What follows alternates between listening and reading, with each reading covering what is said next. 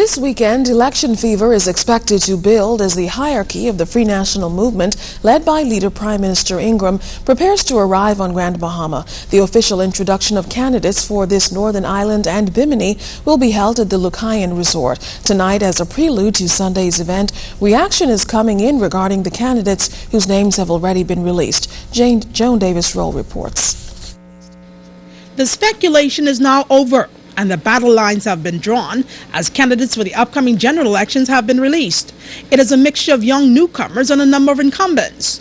Now, as the electorate prepare to speak via the ballot box whenever the election is called, reaction is pouring in, and they're speaking out regarding the field of candidates, particularly for Grand Bahama. There's a very interesting mix. Of course, we have the old stalwarts, Nico Grant and younger Crazy, they're still serving on the FNM. And interesting new candidates, Pakisha, one of your colleagues, which of course I guess is exciting for a lot of young people. And it'll be interesting to see how she get in the mix and make a contribution. Mr. Terrance, of course, is someone that's been working in the community. Another interesting move to see how that works for East Grand Bahama. Very interesting, of course. That's as much as I'll say on that. Of course, Norris Bain is a community activist, a well-known person, and I believe he'll have a contribution to make, particularly to the young people of this nation, given the opportunity to. Now, for the Progressive Liberal Party, of course, we know Obi is a stalwart. He's been in the game for a while. And a lot of other young faces as well. It'll be a very interesting election. I've always been advocating that we need to get some of the common folks involved in politics. We need to get rid of the professional politicians.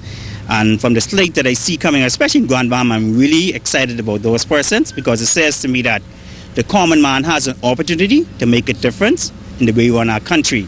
It's not only about the lawyers, the doctors, but the common person, the businessman, the news reporters. I don't think this is a time of promises or agendas. I think it's really time for people to do something. We need true leadership. Grand Bahama lacks true leadership, people with vision. The Bible says without a vision, the people perish. And I think right now people are tired of the rhetoric.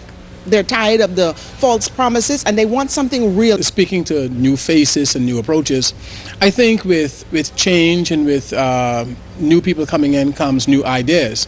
But that doesn't mean that you must dismiss the old guard that already have the experience, the exposure, and the way of how things should be. They are just announced their names. I am now interested in hearing what they have to say and see what kind of stuff they are made of and what type of issues are they going to present. Now that most of the speculation is now over, many are now looking to hear from the candidates themselves and the platforms that they will be putting forward, hopefully to take this island and indeed this country to the next level. Reporting for ZNS News, I'm Joan Davis-Roll.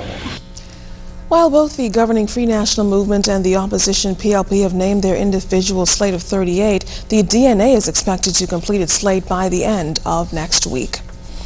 Well, like the Berry Islands and Central Andros before them, the election bid for the second wave of North Andros local government junior councillors was a heated one, and the results were the most surprising so far. Giovanni Stuart has been traveling with officials from the Ministry of Land and Local Government all week. The delegation was back in the big yard for swearing-in ceremonies at the North and Central Andros high schools yesterday. We are touching down in Seminole Domain here in North Andros for the swearing-in of the latest group of junior councillors. I, Yolanda Campbell. Nearly 200 Seminoles at the North Andros High School cast their votes to elect 9 new local government junior council representatives. In the end, the girls dominated, sweeping all 9 seats. Newly minted junior councillor Natara Scott got the most votes. How beautiful it would be to walk in communities where you and I live and amaze ourselves because of the well-kept buildings, houses, churches, parks, and the like. But school principal Therese Curry says the new North Andros Junior Council will have big shoes to fill, following in the footsteps of the first ever slate of junior councillors who served during the 2010-2011 term. I heard of the vision. I saw the determination. I saw the amount of monies that you put into your campaign. So I look forward to seeing that this year. The Junior Council, a youth empowerment initiative of the Ministry of Lands and Local Government in the Office of the Prime Minister. State Minister for Lands and Local Government Byron Woodside urges the boys to get back into the fold as the Junior Council sets about its work. He outlines the significance of always being prepared. You have to put action to those promises. Having the vision for the future, working as a team with your councillors, and getting the persons who have elected you to embrace that vision and to support that dream, to make that a reality, and then executing it. Minister Woodside further underscores the importance of the Junior Council program to the future development of Andros.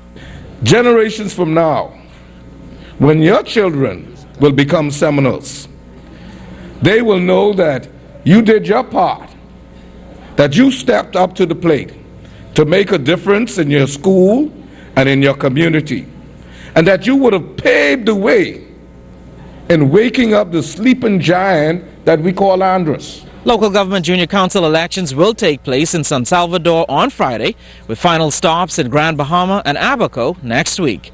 Reporting from San Andros, I'm Giovanni Stuart, ZNS News. Well, it was good to hear from you, Andros and Bimini, this week. We want you to keep your Family Island news stories coming from across the archipelago. Just drop us a line at finews@znsbahamas.com.